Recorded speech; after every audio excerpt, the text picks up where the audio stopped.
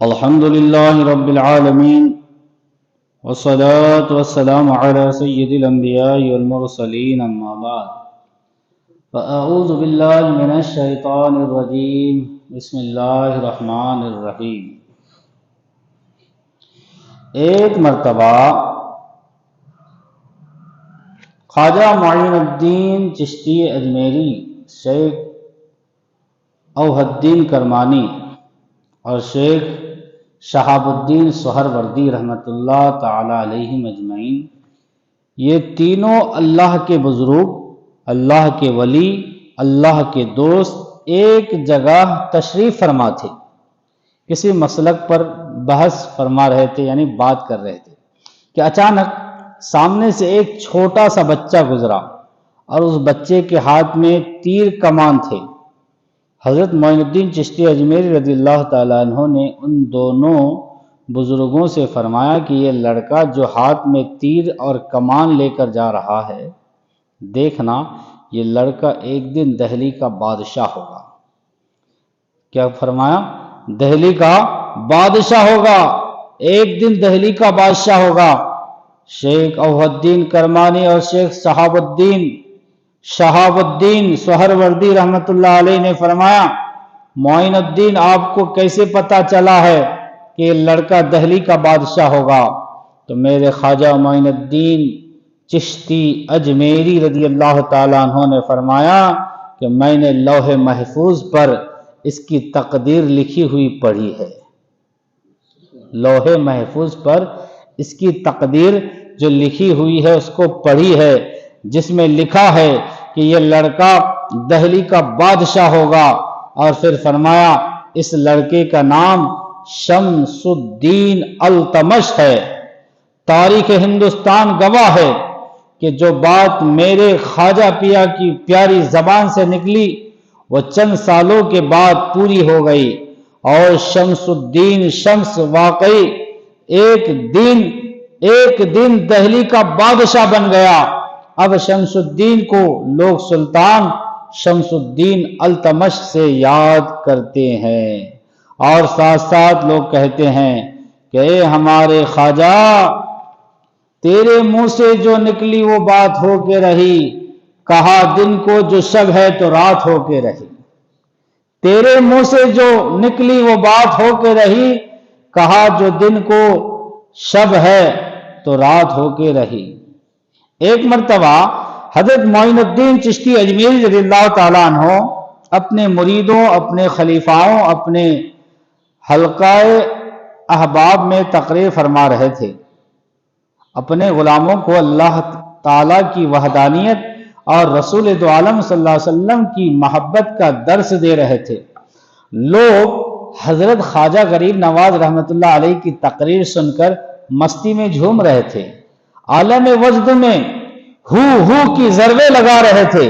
سبحان اللہ، کیسی پیاری واعظ نصیحت کی وہ محفل ہوگی کہ تقریر کرنے والے چشتیوں کے آقا و مولا حضرت معین الدین چشتی اجمیری رضی اللہ تعالی عنہ تھے، اور تقریر سننے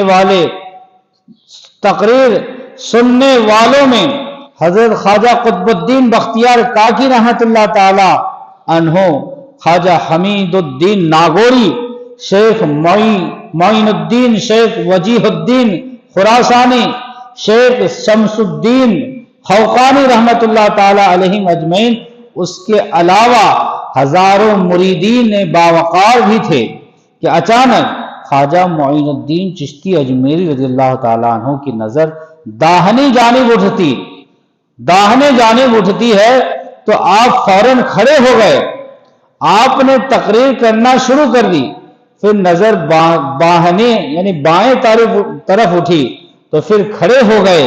حاضرین مجلس بڑے حیران ہو گئے کہ حضرت بار بار کھڑے کیوں ہو جاتے ہیں، اور صرف کھڑے ہی نہیں ہوتے بلکہ ادب سے اپنا سر مبارک بھی جھکا لیتے ہیں۔ تقریر کے دوران خواجہ معین الدین چشتی اجمیری رحمت اللہ علیہ کئی مرتبہ اٹھے، کئی مرتبہ بیٹھے۔ جب تقریر ختم ہو گئی، لوگ چلے گئے، مرید اپنے اپنے گھروں کی طرف روانہ ہو گئے، تو ایک خادم جو خادم خاص تھے، خادم خاص نے بڑی عاجزی کے ساتھ عرض کیا میں ایک بات پوچھ سکتا ہوں؟ خواجہ معین الدین چشتی اجمیری رضی اللہ تعالیٰ عنہ نے فرمایا ہاں ہاں بیٹا ضرور عرض کر۔ ضرور عرض کی۔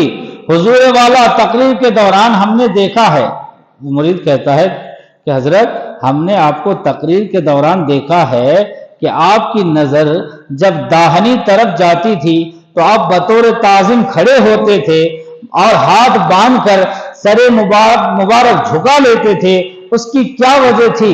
سامعین کرام سنو میرے خواجہ پیا نے کیا جواب دیا۔ فرمایا بیٹا بات یہ تھی کہ جب میں تقریر کر رہا تھا، جب میری نظر داہنی طرف جاتی تھی تو مجھے میرے پیر و مرشد حضرت سیدنا و مولانا خواجہ عثمان ہارونی رضی اللہ تعالی عنہ کا روضہ انور نظر آ جاتا تھا، جس کے ادب کی خاطر میں منبر سے کھڑے ہو کر اپنے مرشد کے روزے کا ادب کرتا تھا۔ سبحان اللہ۔ حضرات آپ اندازہ فرمائیں کہ جس دن خواجہ معین الدین چشتی اجمیری رضی اللہ عنہ تقریر فرما رہے تھے تو آپ اجمیر شریف کی جامع مسجد میں تھے اور آپ کے مرشد سیدنا مولانا خواجہ عثمان ہارونی رضی اللہ تعالی عنہ کا روزہ شریف مکہ شریف میں تھا اور اب بھی ہے، تو سوچیں کہ اجمیر شریف میں ہے ہندوستان میں اور مکہ شریف سعودیہ عرب میں، یعنی اجمیر شریف سے مکہ ہزاروں میل دور ہے، لیکن قربان جاؤ خواجہ معین الدین چشتی اجمیری رحمت اللہ علیہ کی نظر پاک پر کہ ہزاروں میل کے فاصلے کو ایک سیکنڈ میں ملاحظہ فرما رہے ہیں۔ سنیوں سوچو، جب غریب نواز کی نظر کا یہ عالم ہے تو غریب نواز کے آقا و مولا سیدنا محمد رسول اللہ صلی اللہ علیہ وسلم کی نظر پاک کا کیا عالم ہوگا۔ اللہ اللہ، اس دن خواجہ پیا اجمیر شریف میں کھڑے ہو کر اپنے مرشد کے روضہ پاک کو مکہ شریف میں دیکھ رہے تھے، لیکن آج اور قیامت تک ساری کائنات کے آقا و مولا حضرت محمد صلی اللہ علیہ وسلم اپنی امت کے افعال یعنی کام کو، کردار اور اعمال کو ملاحظہ فرماتے رہیں گے، اور کل قیامت کے دن اللہ تعالیٰ کے حضور اپنی گناہگار امت کے ایمان کی گواہی دیں گے اور بخشوا کر اپنی امت کو جنت میں لے جائیں گے۔ اعلیٰ حضرت عظیم البرکت نے اور اختر حمیدی صاحب نے قیامت کے دن کا کتنا پیارا نقشہ کھینچا ہے۔ فرماتے ہیں آفتاب قیامت کے بدلے ہو توڑ، جب آفتاب قیامت کے بدلے ہو توڑ، جبکہ ہو ہر طرف نفسی نفسی کا دور، جب کسی کو نہ ہو فرصت فکر و غور، کاش محشر میں جب ان کی آمد ہو اور بھیجے سب ان کی شوکت پہ لاکھوں سلام، مصطفیٰ جانے رحمت پہ لاکھوں سلام۔ تو پیارے اسلامی بھائیوں، اب ملاحظہ فرمائیں، سوچیں کہ خواجہ غریب نواز رحمت اللہ تعالی علیہ کی نظر پاک کا یہ عالم ہے کہ اجمیر شریف ہندوستان میں رہ کر مکہ شریف میں اپنے پیر و مرشد کے روضہ پاک کو دیکھ رہے ہیں، تو پھر ہمارے آقا صلی اللہ علیہ وسلم کی علم و وسعت کا کیا عالم ہوگا۔ اور حضور صلی اللہ علیہ وسلم آج بھی اب بھی اپنے امتیوں کے افعال کو، کردار کو دیکھ رہے ہیں، ان کے امتی کیا کر رہے ہیں، کیا نہیں کر رہے ہیں، سب کچھ دیکھ رہے ہیں۔ تو پیارے اسلامی بھائیوں، اور یہ بھی بات معلوم ہوئی کل قیامت کے دن حضور صلی اللہ علیہ وسلم اپنی امت کے اچھے اعمال کے بارے میں گواہی دیں گے۔ اب سوچیں، جب اچھے اعمال کے بارے میں گواہی دیں گے تو جو ہمارے برے اعمال ہے، جو ہمارے برے کام ہے، تو ضرور حضور ان کاموں سے ناراض بھی ہوں گے۔ تو دوستو، ہمیں چاہیے کہ ہر حال میں گناہوں سے بچیں۔ دیکھیے دوستو، نیکیاں زیادہ کرنا کمال نہیں ہے۔ اگر کوئی ایک شخص نیکیاں زیادہ کرتا ہے اور گناہ سے بھی نہیں بچتا، گناہ بھی زیادہ کرتا ہے، تو یہ تو دونوں برابر ہو گئے۔ لیکن کوئی شخص ایسا ہے نیکیاں کم کرتا ہے لیکن گناہوں سے بچتا ہے، گناہوں سے بچتا ہے۔ ہاں تو دوستو اور بزرگوں، اس کو تقویٰ بھی کہتے ہیں، گناہوں سے بچنا۔ اب ہمارے آج کے اس دور پرفتن میں ہر قدم قدم پر گناہ ہے، قدم قدم پر گناہ ہے۔ بدنگاہی گناہ ہے، بدنگاہی گناہ ہے، چغلی گناہ ہے، غیبت گناہ ہے، جھوٹ گناہ ہے، یہ سب گناہیں کبیرہ ہے، بڑے بڑے گناہ ہیں۔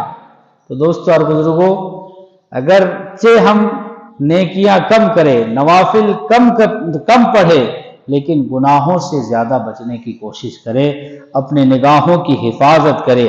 اللہ تبارک و تعالیٰ سے دعا ہے کہ اللہ تعالیٰ ہمیں اپنے نظروں کی حفاظت کرنے کی توفیق عطا فرمائے، بد نگاہی سے بچائے، گناہوں سے بچائے۔